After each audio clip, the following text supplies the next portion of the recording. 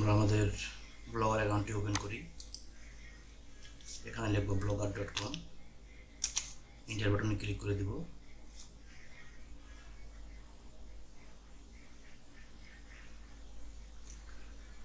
এটা হচ্ছে আমাদের ব্লগার অ্যাকাউন্ট। বাম দিকে আমরা ব্লগারের আমাদের ওয়েবসাইটের অ্যাডমিন প্যানেল দেখতে পাচ্ছি। এখান থেকে আমরা আমাদের সাইটটি ভিউ করি।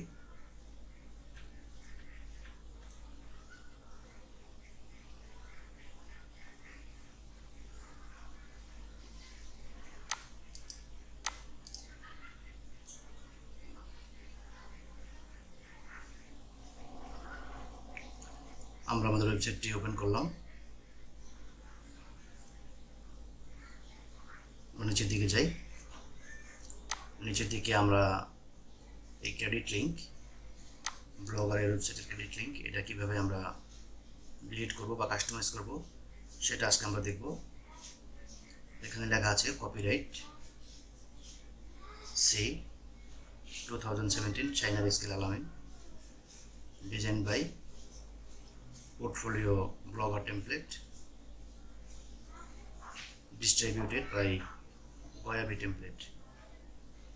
এখানে আমরা এটাকে কাস্টমাইজ করব। এখানে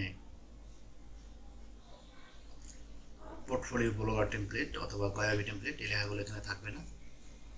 এটা কাস্টমাইজ করার জন্য আমরা আমাদের ওয়েবসাইটের অ্যাডমিন প্যানেলে চলে আসলাম। এখান থেকে আমরা আমাদের ওয়েবসাইটের ব্যাকএন্ডে যাব। থিম অপশনে ক্লিক করি, কাস্টমাইজ, অ্যারো, এডিট HTML।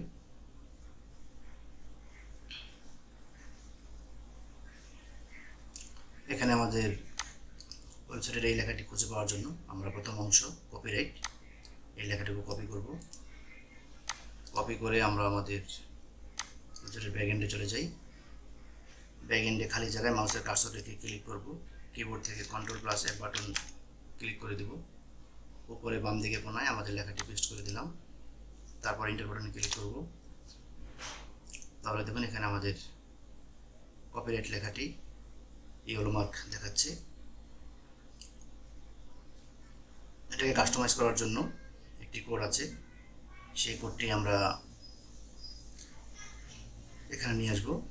এখানে দেখুন আমাদের যে কপিরাইট লেখাটি আছে এর আগে একটা ডিপ লেখা আছে। এর উপরের দিকে আমরা জায়গাটি ফাঁকা করে নেব। আমরা এন্টার বাটন দিয়ে জায়গাটি ফাঁকা করব। জায়গাটি ফাঁকা করার পর আমরা এই ফাঁকা জায়গায় আমরা আমাদের কোডটি পেস্ট করে দেব।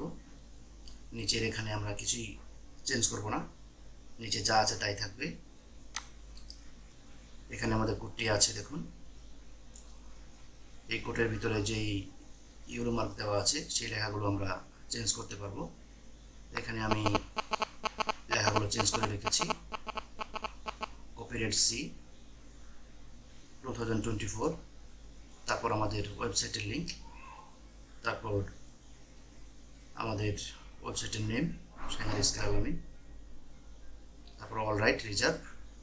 এই হলুদ লেখাগুলো আমরা চেঞ্জ করে আমাদের ইচ্ছে মতো দিতে পারবো। তাহলে এখান থেকে আমরা এই কোডটি কপি করে নিই। এই কোডটি কপি করে আমরা আমাদের ব্যাকএন্ডে চলে যাব। এখানে খালি জায়গায় আমরা পেস্ট করে দিব। পেস্ট করে দেওয়ার পর তার নিচের দিকে এখানে দেখুন অনেকগুলো ডিপ লেখা আছে। এখানে আমরা অনেকগুলো ডিপ দেখতে পাচ্ছি। এখানে আমরা আরেকটি ক্লোজিং ডিপ অ্যাড করে দেব। একটা ডিপকে আমি কপি করি, এগুলো সবগুলোই ক্লোজিং ডিপ। একটা ডিপ কপি করে আমরা এই ডিপের নিচে আমাদের কপি করা ডিপটিকে পেস্ট করে দিলাম। এটা হচ্ছে আমাদের ক্লোজিং ডিপ। তারপর এখানে ডান দিকে আমরা সেভ বাটনে ক্লিক করে দেব। এখানে আমাদের কাজ শেষ।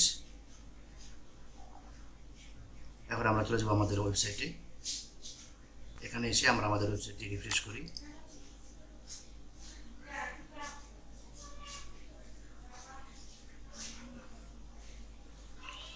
নিচের দিকে দেখুন